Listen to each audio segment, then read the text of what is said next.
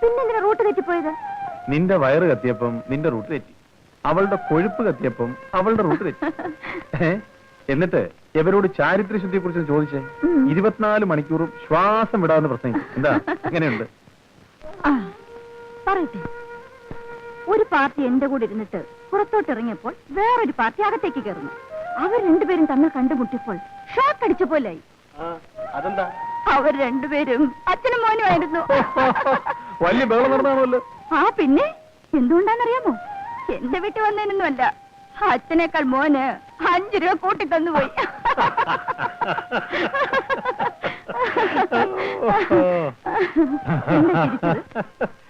ഞാൻ വേറൊരു കഥയോട് തിരിച്ചു പോയതാ.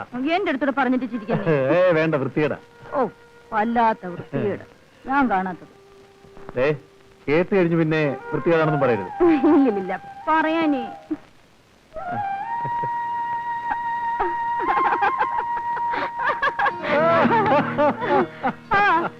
ഇതിനേക്കാൾ അജ്ഞയിലും എനിക്കറിയാം.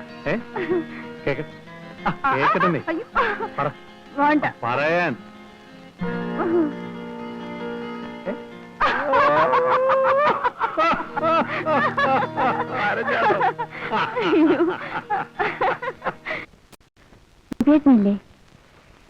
എന്തിനാ മറിയ നീ അയാളുടെ പിറകിന് നടക്കുന്നത്? അയാൾ ചീത്തയാ. ഒരു പക്ഷേ അയാൾ നിന്നെ കല്യാണം കഴിച്ചാൽ തന്നെയും അയാളുടെ കൂടെ അവസാനം വരെ സമാധാനത്തോടെ ജീവിക്കുമെന്നുള്ളതിന് എന്താണ് ഉറപ്പ്? നിങ്ങൾ ജീവിക്കുന്നതോ? ജീവിക്കുമെന്നോ? മാനം വിറ്റ് കഴിഞ്ഞുകൂടുകയാണ്. വിശപ്പിന് ആഹാരവും കൊടുക്കാൻ തുണിയും കിട്ടും. പക്ഷേ യാചിച്ചു കഴിയുന്ന ഒരു പാവപ്പെട്ട സ്ത്രീക്ക് കിട്ടുന്ന സ്ഥാനമോ അന്തസ്സോ പോലും ഇവിടെ കിട്ടില്ല. വണ്ടിനെ പിടിച്ച് തീപ്പെട്ടിക്കുള്ളിലാക്കി കളി കാണുന്നത് പോലുള്ള ദുരിതം പിടിച്ച ഒരു ജീവിതമാണ് എന്റെ ഈ വെപ്പാട്ടി ജീവിതം. പിന്നെ പലരുടെ മുമ്പിൽ പല്ലടിച്ച് കാണിക്കുന്നതിനേക്കാൾ ഭേദമാണല്ലോ എന്ന് കരുതി കഴിയുകയാണ്.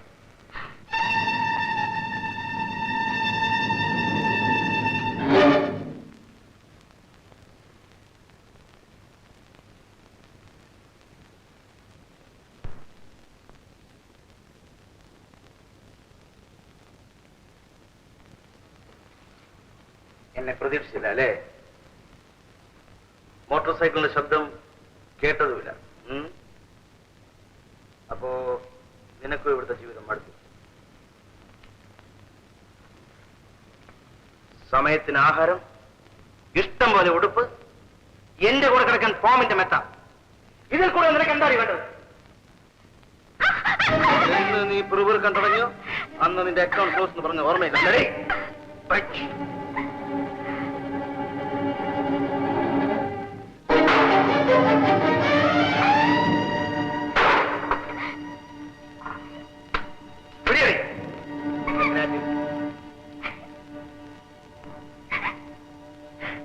പടം നിനക്ക് ഇഷ്ടപ്പെട്ടോ?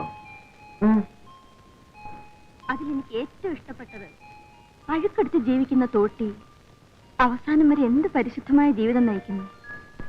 എനിക്കതിലും ഇഷ്ടപ്പെട്ടത് തുച്ഛമായ വരുമാനം കൊണ്ട് എത്ര സംതൃപ്തിയോടെ അയാൾ കുടുംബം നടത്തുന്നു. നമുക്കും അങ്ങനെ ജീവിച്ചാലെന്താ? അതെ, പണ്ടൊക്കെ നിനക്ക് ഒരു മാസം എന്ത് വരുമാനം കിട്ടുമായിരുന്നു?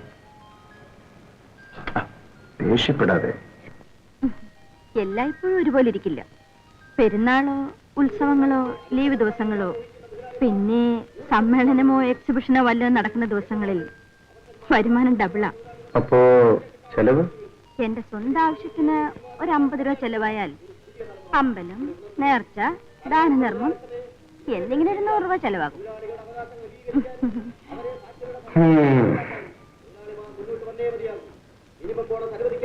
മീറ്റിംഗ്? അതെ, ഒന്ന് ശ്രദ്ധിക്കുക. നല്ലതുപോലെ പ്രസംഗം കഴിഞ്ഞാ പിന്നെ നേരെ ഇങ്ങോട്ടല്ലേ വരുന്നത്? ഇനി ഏതവനെങ്കിലും ഇങ്ങോട്ട് വരട്ടെ, ഇടിച്ച് അവന്റെയൊക്കെ പല്ലി ഞാൻ കുഴിക്കും.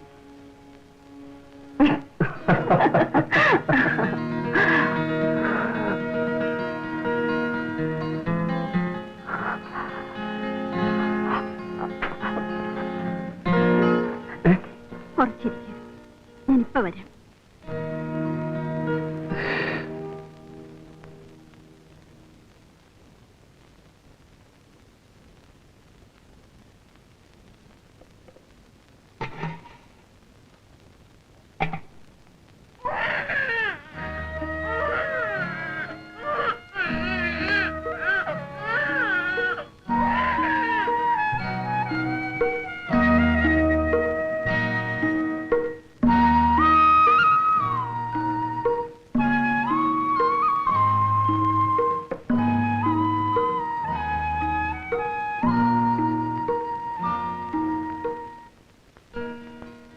എവിടെ പോയി?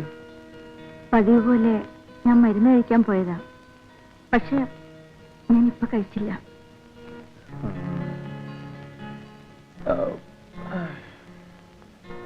നീ വാ.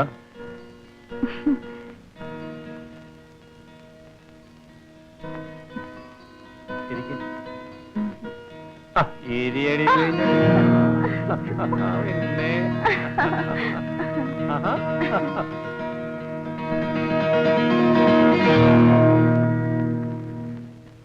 പാമ്പ് തന്നെത്താൻ ചട്ട കളയുന്ന മാതിരി എല്ലാം ഉരിഞ്ഞു കളഞ്ഞ് ഒരു മിഷൻ പോലെ നിൽക്കുന്നവളാണ് ഞാൻ. പക്ഷേ ഇന്ന്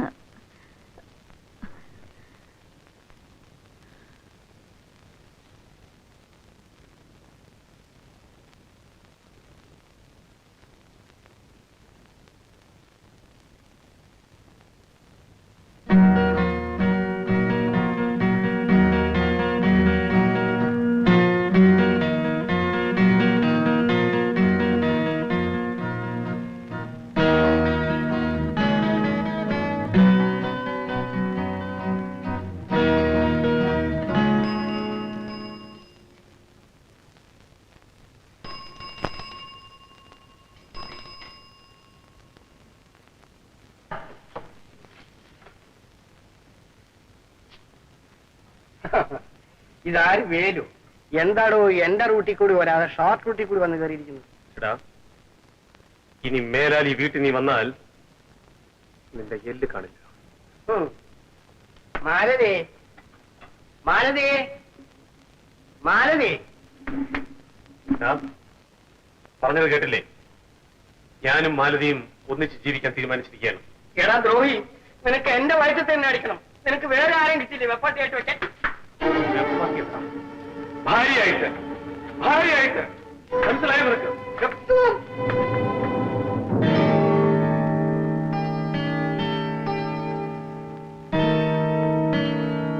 നിന്നെ ഞാൻ കണ്ടോളാം.